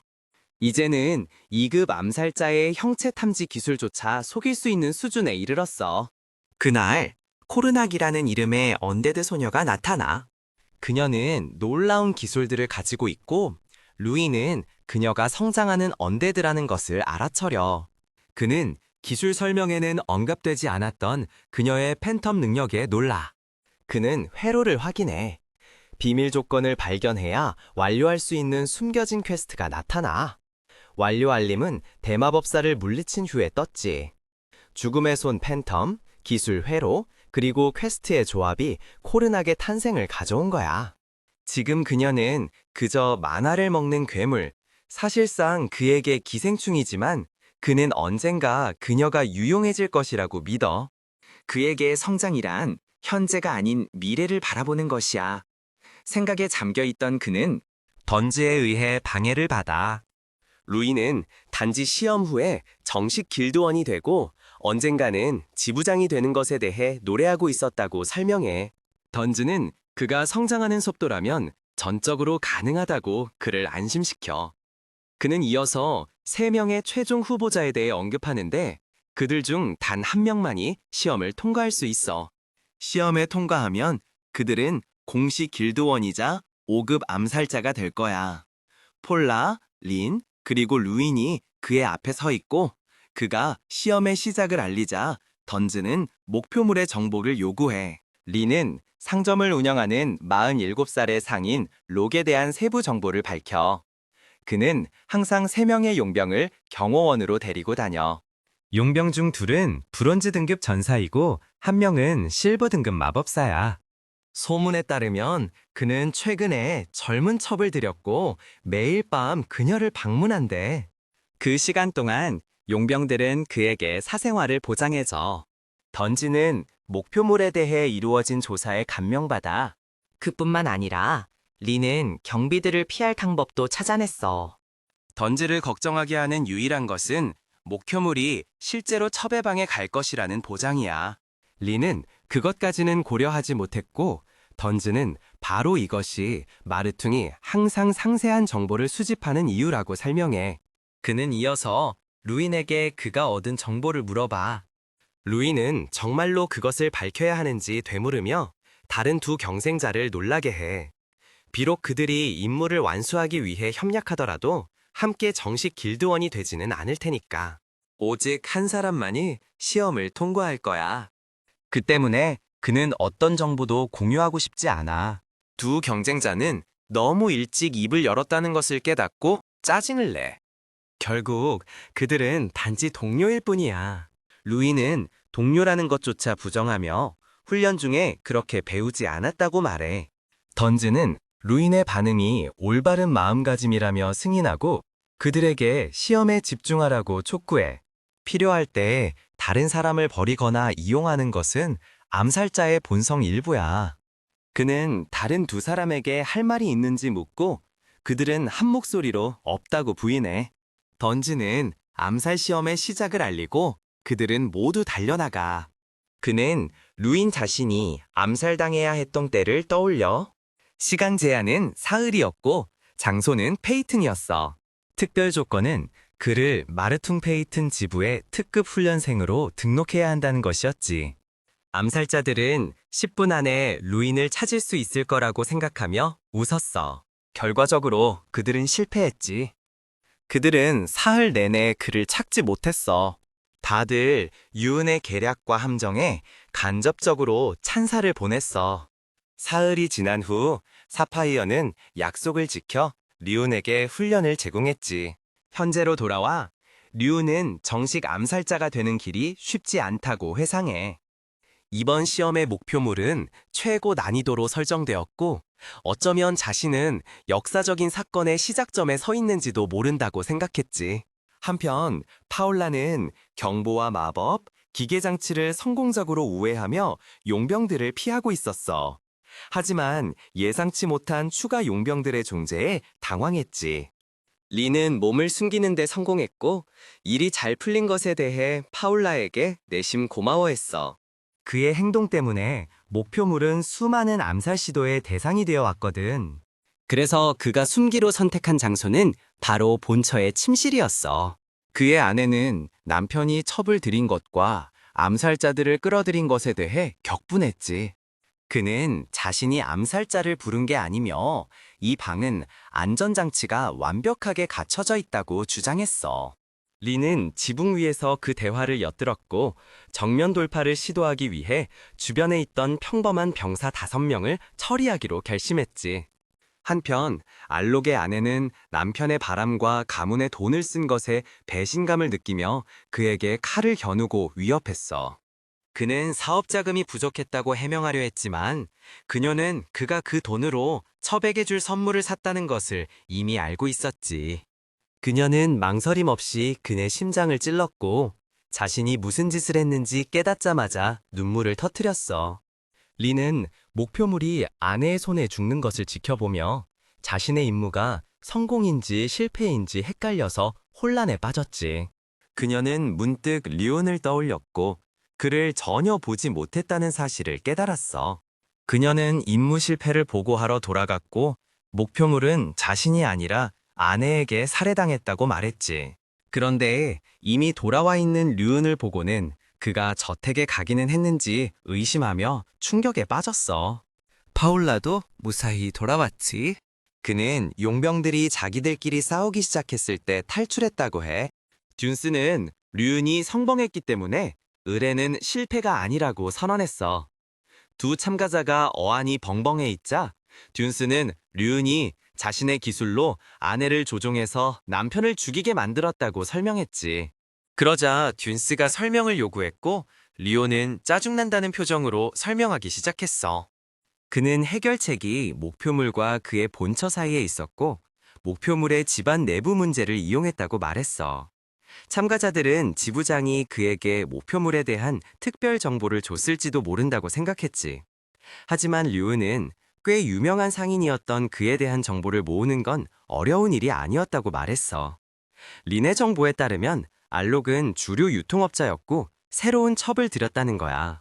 두 참가자가 정보를 모으느라 바쁜 동안 류은은 이미 조사를 끝내고 미리 준비해둔 계획에 따라 움직이기 시작했던 거지. 파울라는 그가 목표물이 누구인지 알기도 전에 어떻게 조사를 마칠 수 있었는지 궁금해했어. 류는 자신이 조사한 사람이 목표물 한 명만이 아니었다고 밝혔지.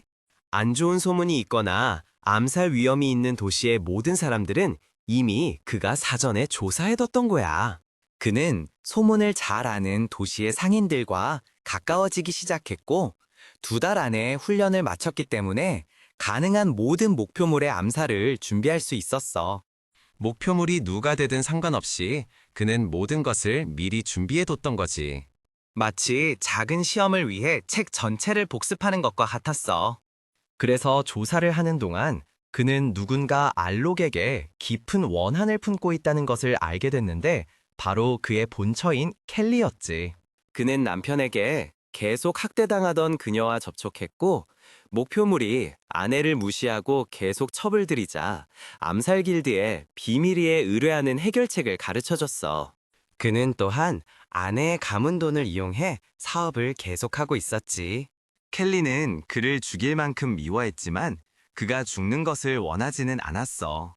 그래서 그는 그녀에게 추가 용병을 고용하고 경비를 강화하면 남편이 겁을 먹고 안전하게 지낼 것이라고 말했지. 그래서 마지막 순간 그가 아내의 침실로 달려갔을 때 류은은 이미 그녀에게 암살 소동을 첩과 그녀의 연인이 꾸민 짓으로 몰아가라고 제안했어. 그러면 남편이 정신을 차리고 그녀에게 돌아올 것이라고 말이야. 켈리는 술에 취해 있었고 그 계획을 받아들였어. 그는 만약 계획대로 진행되었다면 모든 것이 그녀의 뜻대로 되었을 것이라고 인정했지. 딱 거기까지만. 하지만 암살 계획이 실행되기 직전 그는 그녀에게 정보를 좀 더 흘렸어.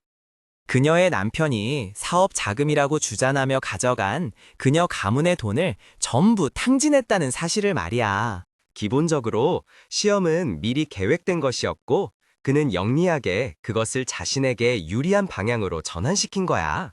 듄스는 여전히 어떻게 평범한 민간인 여성이 남편을 칼로 찔러 죽였는지 혼란스러워했어. 류은은 배달된 술에 자신이 연금술로 만든 물약이 섞여 있었다고 설명했어. 사상자가 발생하면 위험해지니까. 그래서 그는 용병들이 마신 물에도 약을 좀 섞었고 그게 딱 맞는 시간에 효과를 발휘했던 거지. 그 약은 일시적으로 판단력을 흐리게 하고 쉽게 화를 내게 만드는 효과가 있었어. 바울라는 용병들이 서로 싸운 것이 그가 만든 약 때문이었다는 것을 깨달았지. 그래서 간단히 말해 모든 것이 그가 계획한 대로 진행되었고 그가 흘린 정보가 약의 효과와 결합되어 켈리를 더욱 분노하게 만들어 결국 그녀가 그를 죽이게 된 거야. 그러자 듄스는 그가 시험을 통과한 것을 축하했어. 류은은 켈리가 갑자기 살인자가 되었기 때문에 듄스에게 곧 의뢰비와 켈리로부터 추가 요금을 받을 것이라고 알렸지. 하지만 암살자들이 침입했다는 사실은 여전히 변함이 없어.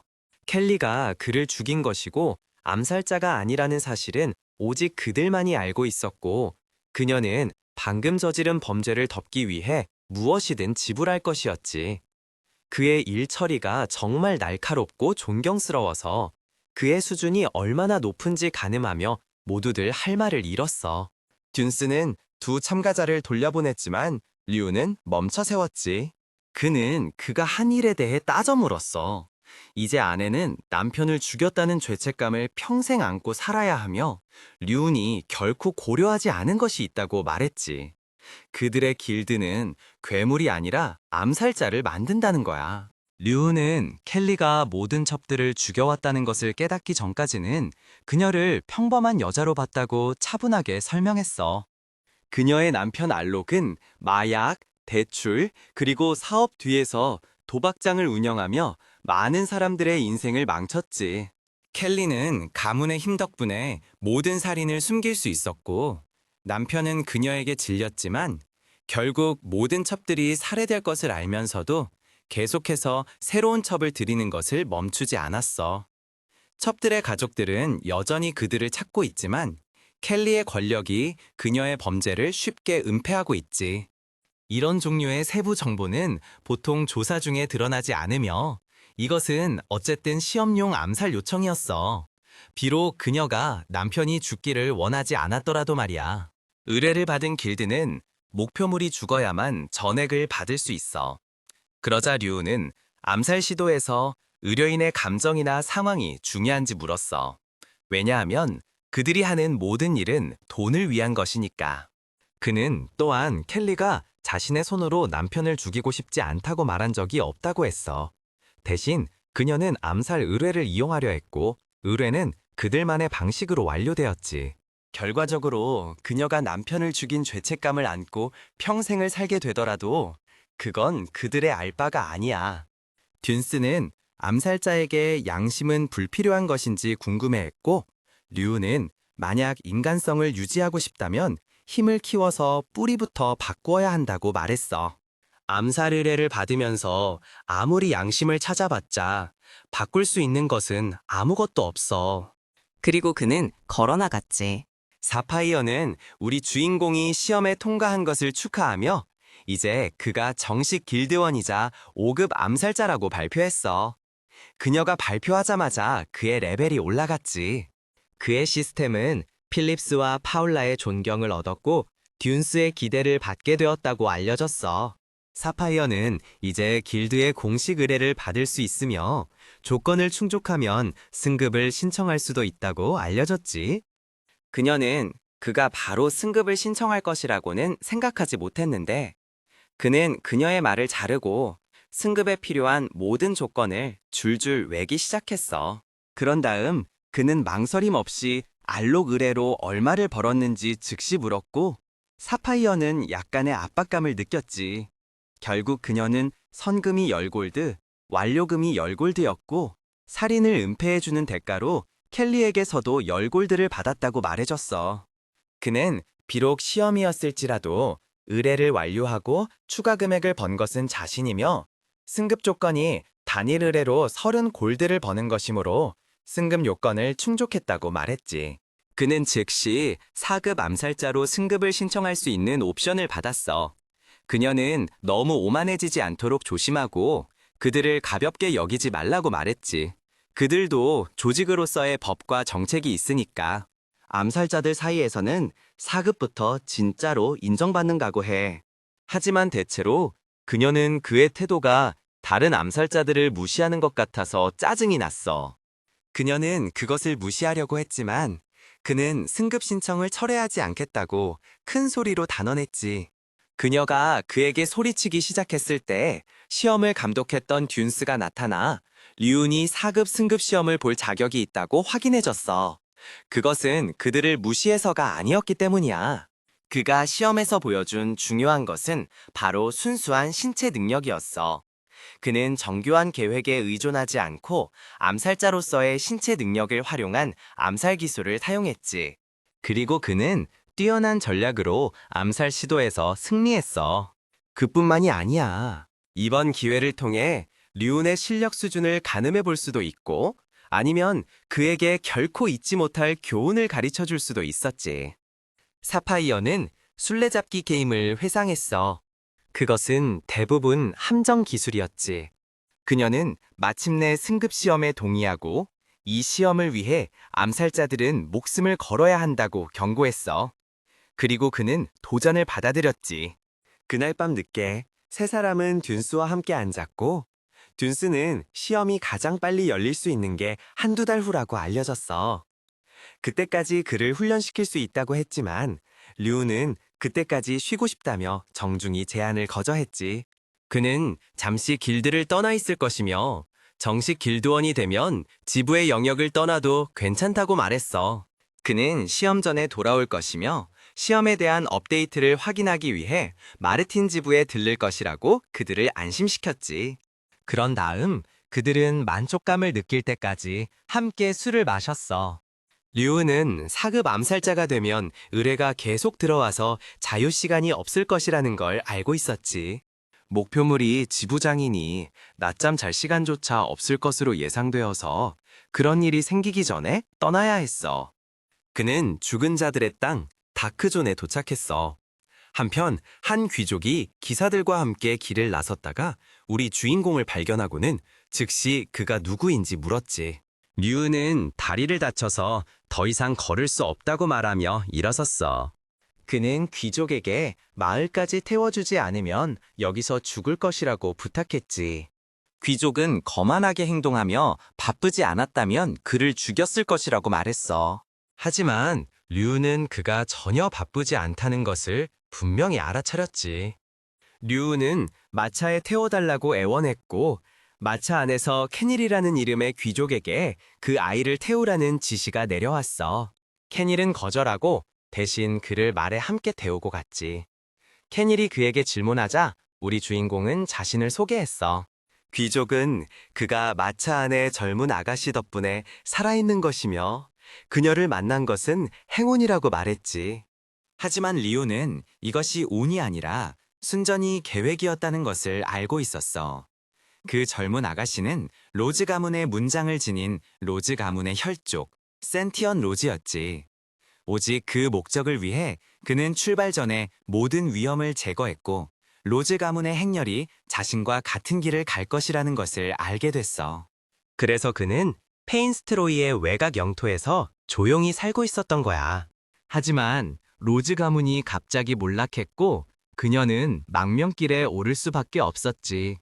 그는 국경 지역에 하급 귀족들만 남아 있어서 호위병들이 진짜 기사도 아니라는 것을 알고 있었어. 그들은 단지 기사 자귀를 받은 가문의 사병일 뿐이었지. 그가 조사한 바에 따르면 로즈 가문 몰락의 배후에는 세르민 가문이 얽혀 있었어. 기사 중 한 명은 왜 이 모든 일에 세르민 가문이 연루되었는지 궁금해했어. 다른 기사는 그 교활한 가문이 비밀 거래의 증거를 숨기기 위해 로즈 가문의 수장을 암살했다고 말했지. 류는 이 말을 듣고 충격을 받았어. 잠시 후 그들은 잠시 멈춰섰지. 리운이 오늘 알게 된 것은 로즈 가문의 몰락이 최근 세르민 가문과 파르톤 가문 사이의 갈등, 세르민이 속한 다렌 왕국, 그리고 파르톤이 속한 베인스트로이 왕국에서 비롯되었다는 것이었어. 로즈 가문의 장남은 경쟁 국가에 소속되어 세르민 가문의 기사가 되었고, 그곳에서 그들 사이의 인연이 시작되었지. 다크존에서 임무를 수행하던 중이었어. 그는 괴물에게 살해당했고, 로즈 가문은 세르민 가문으로부터 막대한 원조를 받으며 명예를 얻었지. 로즈 가문과 경쟁하며 원한을 품고 있던 다른 가문이 세르민 가문의 행동을 지지하기 시작했고, 이 분쟁을 기회로 삼았어. 이것이 로즈 가문 수장의 암살로 이어졌지. 로즈 가문이 비밀리에 세르민을 위해 그림자 속에서 일해왔고, 세르민이 증거를 숨기고 싶어 했다는 소문이 퍼졌어. 그래서 그들이 가문의 수장을 죽였다는 거야. 하지만 로즈 가문은 실제로는 파르톤에게 살해당했다고 주장했지. 그러나 당시 파르톤은 영향력을 치워가고 있었기 때문에 그것은 중요하지 않았어. 이제 가문의 수장을 잃고 권력이 무너진 로즈 가문은 다렌을 향해 망명길에 오르고 있어. 진실을 아는 유일한 사람들은 센티언 로즈를 버리지 않은 로즈 가문 내 사람들 뿐이야. 로즈 아가씨가 텐트 안에서 잠든 동안 다른 기사들은 밖으로 흩어져 있었어. 일부는 보초를 서고 다른 일부는 케닐의 이야기를 들으며 불 옆에 앉아 있었지. 그는 파르톤과 오니 가문이 사실은 수상한 놈들이고 세르민 가문은 항상 도우려고 했다며 열변을 토하고 있었어. 경비병들은 그 말에 환호했고 한편 류는 그들 옆에서 조용히 수풀을 홀짝이고 있었지. 경비병 중 한 명이 그를 힐끗 쳐다보며 아이가 이런 정치적인 이야기에 지루해하는 건 아닌지 생각했어. 하지만 류는 자신만의 조용한 걱정을 드러냈어. 망명 임무 중인 한복판에서, 특히 정체 모를 아이 앞에서 그런 문제에 대해 너무 공개적으로 이야기하는 것이 현명한지 의문을 제기했지. 경비병들은 그저 어깨를 으쓱 하고는 여기서 가장 고통받는 사람은 로즈 아가씨라며 계속 이야기했어. 그녀와 케닐, 그리고 신참 기사들은 경험이 부족해서 이 모든 혼란이 얼마나 심각한지, 특히 오니 가문과 관련해서는 전혀 깨닫지 못하고 있었지. 류는 이것이 무엇을 의미하는지 정확히 알고 있었어. 오니 가문의 수장은 구제불능의 바람둥이로 길드에 여러 번 암살 의뢰가 들어왔었지. 류은이 개인적으로 거절했던 의뢰들이야. 위험 대비 보상이 너무 형편없었거든. 그의 역겨운 생활 방식에도 불구하고 그 남자는 자신의 안전에 대해서는 극도로 조심스러웠어. 그렇게 편집증적인 사람이 로즈 아저씨를 노리고 있다면 이렇게 탁 트인 것에서 야영하는 것은 순전히 미친 짓이었지. 바로 그때 류는 어둠 속에서 움직임을 포착했어. 나무 뒤에서 재빠르게 뛰어오르는 그림자였지. 이미 추격자가 따라붙었다는 것을 깨닫고 그는 공격해서 사람들을 놀라게 하는 위험을 감수하지 않기로 했어. 대신 그는 그림자 속으로 슬며시 사라져서 그들을 추적하는 자들의 속도를 늦추기 위해 함정을 파기 시작했지. 그가 야영지로 돌아왔을 때 경비병들은 갑자기 흙투성이가 된 그를 보며 어리동절한 표정으로 쳐다봤어. 그들은 전혀 몰랐지. 그는 이미 추격자를 한동안 지체시킬 만큼 충분한 함정을 준비해둔 상태였어. 그 문제를 처리하고 아까 로즈 가문으로부터 얻은 정보를 무기 삼아 그는 조용히 자신의 텐트로 향했어. 다음 날 새벽에 떠나기 위해 푹 쉴 작정이었지. 그들은 다시 여정을 시작했고 마침내 목적지인 다산마을에 도착했어. 케닐은 류운을 힐끗 보더니 그처럼 어린아이가 다크존과 이렇게 가까운 마을에서 뭘 할 계획인지 큰 소리로 궁금했지. 류운은 자신이 몬스터 재료를 거래하는 상인이라고 아무렇지 않게 거짓말을 했고 그렇게 헤어질 준비를 했어. 하지만 그가 떠나기 전에 기사가 그를 멈춰 세우고는 로즈 아가씨의 명령이라며 치유 물약을 건넸지. 리우는 당황했지만 그것을 받아들였고 캐러밴은 그를 물약과 함께 홀로 남겨두고 떠났어. 그는 즉시 물약을 마셨고 바로 그때 한 무리의 기마병들이 그를 지나쳐 질주했어. 류우는 그들이 추격대라는 것을 즉시 알아차렸지. 용병, 검사, 마법사, 그리고 그들을 이끄는 것은 오니 가문의 둘째 아들 구르타 온이었어. 그들은 모두 그를 쳐다보지도 않고 손살같이 지나갔지. 그럼에도 불구하고 류우는 솔직히 놀랐어. 그가 설치한 모든 함정에도 불구하고 이렇게 빨리 따라잡다니. 그때 다른 것이 그의 주의를 끌었어. 바로 물약병이었지. 가까이서 보니 비싸 보였어. 당연히 그는 로제 아가씨가 도망자처럼 살고 있고 그녀의 가문이 이길 가능성이 거의 없는데도 왜 그런 것을 자신에게 줬는지 궁금해졌지. 류은은 구르타가 결국 그녀를 잡을 것이라는 것을 알고 있었어. 그것은 그의 알바가 아니어야 했지. 적어도 그럴 예정이었어. 하지만 이제 그들의 비싼 물약을 받았으니 그들에게 뭔가 빚을 졌다는 느낌을 떨칠 수가 없었어. 그래서 조용히 한숨을 쉬며 그는 마법진을 열고 온 힘을 다해 코르낙을 소환했지. 그는 그녀에게 첫 번째 임무를 선언했어. 로즈 가문이 조용히 이동하는 동안 케닐은 갑자기 무언가를 들었고 즉시 최고 경계태세에 들어갔어. 그는 모두에게 속도를 내라고 재촉하고 아가씨에게는 뒤로 물러나라고 손짓했지. 다른 사람들은 갑작스러운 명령에 약간 당황했지만 케닐이 만화 사용자들이 쫓아오고 있다고 분명히 하자 대열에 합류했어. 국경이 다가오자 그는 만약 추격자들에게 따라잡히면 최전방 2명이 아가씨를 데리고 최대한 빨리 안전한 곳으로 피신시키라는 예비 계획을 세웠어. 지휘를 맡은 케닐은 오니 가문의 기사들이 자신보다 훨씬 수준이 높다는 것을 알면서도 시간을 벌기 위해 돌아서서 추격자들을 향해 돌진했어. 한편 오니 가문의 기마대는 산길에 도착해서 단 한 명의 기사만이 길을 막고 있는 것을 보고 놀랐어. 동시에 케닐은 그들 앞에서 말을 멈추고 돌아가라고 경고했지만 구르타오니가 후드를 벗고 자신이 누구를 막으려 하는지 드러내자 충격을 받았지. 동료들은 그의 신원을 드러내는 것이 무모하다고 여겼지만 구르타는 신경 쓰지 않았어. 그들의 임무는 센티언을 제외한 모든 사람을 죽이는 것이었거든. 그는 주저없이 부하들에게 국경을 넘기 전에 그 소녀를 데려오라고 명령했어. 용병들이 돌격하자 케닐은 그들을 막으려 했지만 마법사의 공격에 맞아 땅에 쓰러졌지. 심하게 다친 케닐은 간신히 몸을 추스르려 했지만 놀랍게도 구르타는 자신의 기사까지 데리고 왔어. 더욱 놀라운 것은 그것이 바로 케닐의 전 로즈 기사단장이었던 시소였다는 거야. 구르타가 돈으로 그를 유인했던 거지. 시소는 지체 없이 케닐과 격돌했고 단 몇 번의 칼질로 그의 손에서 검을 떨어뜨리는 데 성공했어. 그는 끊임없이 케닐에게 로즈 가문을 버리고 새로운 주인을 섬기라고 설득했지만 케닐은 죽음을 각오하고 거절했지. 이 말을 들은 구르타는 그를 끝장내라는 신호를 보냈어. 시소가 마지막 일격을 가하려는 순간 무언가가 그의 등을 쳤어.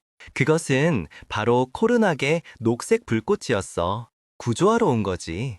그녀는 멈추지 않고 여러 번의 폭발을 일으켜 시소를 순식간에 죽였지만 구르타는 그의 마법사 덕분에 제때 보호받을 수 있었어. 한편 국경 근처에서는 마차가 완전히 파괴되어 로즈 가문의 일행이 혼란에 빠졌어. 2명의 오니 용병들이 너무 쉽게 제압당했다며 그들을 조롱하는 동안 단 2명의 기사만이 남아서 로즈 아가씨를 지키기 위해 모든 것을 걸고 있었지. 상황이 더욱 절망적으로 변하자 로즈 아가씨 자신이 마차에서 나왔어. 침착하지만 단호하게 그녀는 부하들에게 무기를 내리라고 명령했지. 그런 다음 자신의 목에 칼을 겨누고 오니 용병들에게 자신을 데려가고 싶으면 데려가되 부하들을 살려주지 않으면 스스로 목숨을 끊겠다고 경고했어. 이는 분명 고용주의 의도와는 다른 것이었지. 하지만 놀랍게도 용병은 그녀가 다렌에 도착하지 않는 한 귀족도 뭣도 아니라며 비웃었어. 다음 순간 용병 중 한 명이 그녀 뒤로 순식간에 나타나 칼을 빼앗고 만화 사용자를 건드리면 어떻게 되는지 보여주려 했지. 이것을 본 로즈 가문의 기사가 반격하려 했지만 그가 행동하기 전에 리운이 섬광처럼 나타나 용병의 얼굴에 강력한 발차기를 날렸어. 리운의 갑작스러운 등장에 처음에는 충격을 받았던 남은 용병은 리운이 자신을 마르틴의 암살자이며 수프와 물약으로 계약금을 치렀다고 밝히자 더욱 경악했지. 상황을 파악한 로즈 아가씨는 재빨리 퍼즐을 맞추고 모두를 처리하는 대가로 30골드를 제안했어. 하지만 류운에게 이것은 너무 적은 금액이었어. 그는 첫 번째 용병 한 명에 대해서만 30골드를 받을 생각이었거든. 하지만 아직 오니 가문의 둘째 아들과 기사단장, 그리고 마법사가 남아있었지. 상황의 심각성을 이해한 로즈 아가씨는 만약 신속하게 행동해서 그를 고용하지 않으면 그들의 망명 임무는 실패하고 로즈 가문이 몰락할 수 있다는 것을 알았어. 그녀는 류은이 요구하는 모든 것을 주기로 동의했고 그는 기쁘게 수락했지. 그렇게 그는 눈 깜짝할 사이에 공중으로 뛰어올라 자신의 정체를 밝힌 류은이 진짜 암살자인지 의심하며 망설이는 용병에게 돌진했어. 류은은 공격을 준비했고 단 한 번의 휘두름으로 첫 번째 용병을 쓰러뜨리며 심지어 자신의 진짜 정체를 밝힐 만큼 자신만만하고 실수하지 않는다는 것을 보여줬지. 그리하여 마르틴에서의 류은의 첫 번째 정복이 시작되었고 그 대가는 모든 것이었어.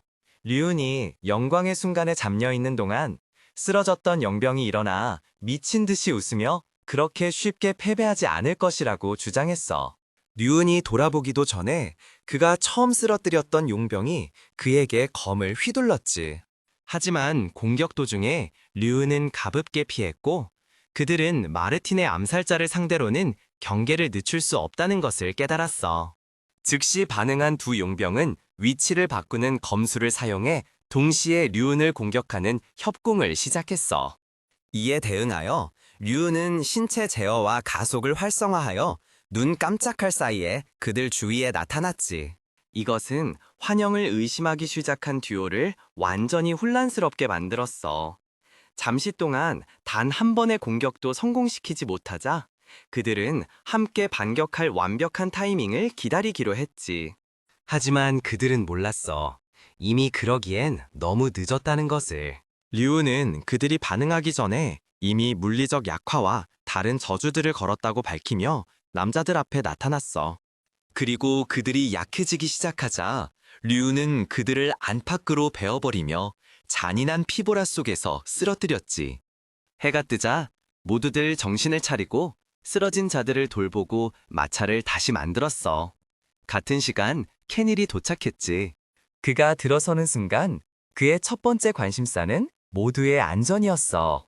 그를 보자 로제 아가씨는 안도하며 눈물을 흘리기 시작했고 리우는 조용히 이 모든 것이 자신 덕분이라는 것을 알고 있었지.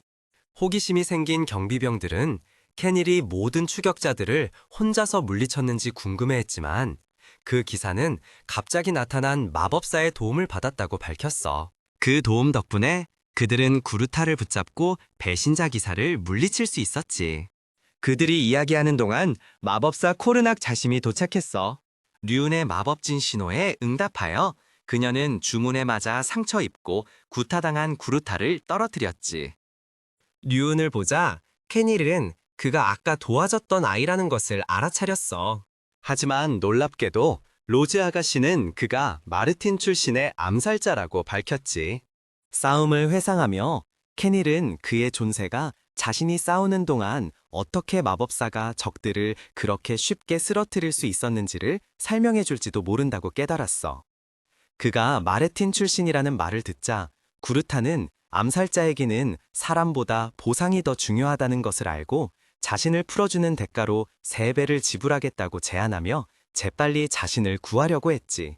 하지만 모두의 충격 속에 류오는 짜증이 나서 말이 너무 많다며 주문으로 구르타를 2동강 내버렸어. 그렇게 그는 로즈 아가씨에게도 자신의 의사를 분명히 전달했지. 대금을 떼어먹으려는 자들에게 어떤 일이 일어나는지를 보여준 거야.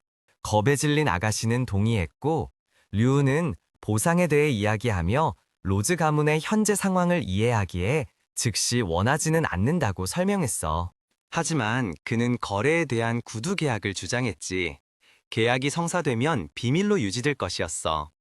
그는 합의가 이루어지자 그들이 떠난 후 길드에서 시체를 처리할 것이라고 안심시키며 목적지를 향해 계속 이동할 것을 제안했어.